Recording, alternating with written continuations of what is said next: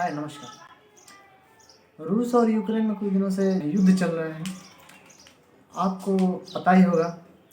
हम आज बताएंगे इसके कारण कि झगड़ा चल क्यों रहा है। 1951 में यूएसएसआर का विघटन हुआ जो 15 देशों में बटा। उसमें एक यूक्रेन भी था और सबसे बड़ा देश बना रसिया। रसिया क्षेत्रफल की दृष्टि में बड़ा होने के कारण ही और कई मामलों में बड़े होने के कारण शक्तिशाली और प्रबल बनता गया।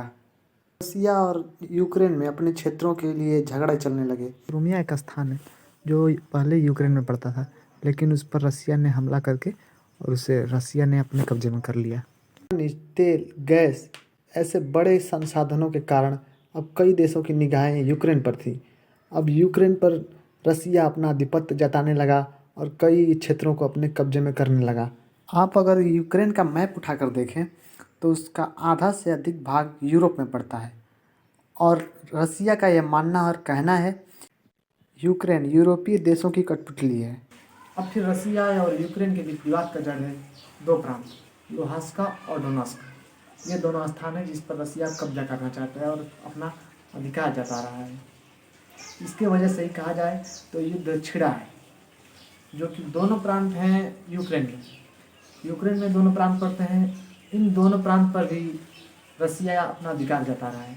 ये पहले जब देश बने थे, बंटवारा हुआ था, ये दो जगहें पहले रूस में थी, तो वो लोग रूसी थे और इसलिए वो चाहते हैं कि हम उसमें चले जाएं, मिल जाएं फिर से, और जबकि यूक्रेन ये नहीं चाहता है। अब इसके कारण यूक्रेन के पास दो चुनौतियाँ हैं, वो अपनों को समझाए और दूसरों से लड़े। हालांकि जर्मनी, फ्रांस और अमेरिका जैसे देशों का मानना है कि लुहांस्क और डोनेट्स्क के लोगों को भड़काया जा रहा है और इस भड़काने में सीधा रूस का हाथ है। तो मैंने बताया आपको, क्रिमिया जो स्थान था वो इसी वजह से रूस ने ले लिया या कब्जा कर लिया कि उसमें प्राकृतिक संसाधन की भरमार है। वही सेम कारण यहाँ पर भी है। यहाँ इन दोनों जगहों पर भी प्राकृतिक संसाधन के भरमार है और भंडार है। इसके वजह से रूस चाहता है कि ये सब हमारे हो जाए। तेल के और प्राकृतिक गैस के यहाँ पर बड़े संसाधन हैं और बड़े भंडार हैं। अब इन जगहों से गैस की सप्लाई होती है यूरोप को, और यूरोप भी नहीं चाहता कि यूक्रेन किसी प्रकार से हमसे नाराज हो, तो उससे फुसलाने बलाने में लगा हुआ है यूरोप। अमेरिका और नाटो ने यूक्रेन से युद्ध के हालात में मदद का वादा किया था।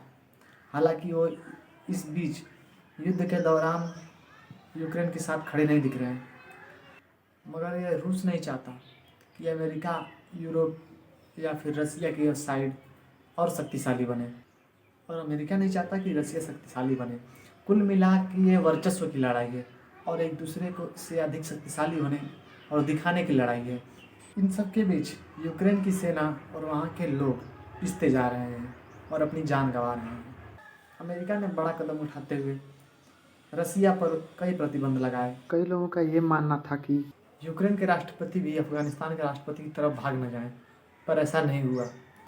यूक्रेन के राष्ट्रपति मैदान में उतरे और अपनी सेना के साथ खड़े हैं।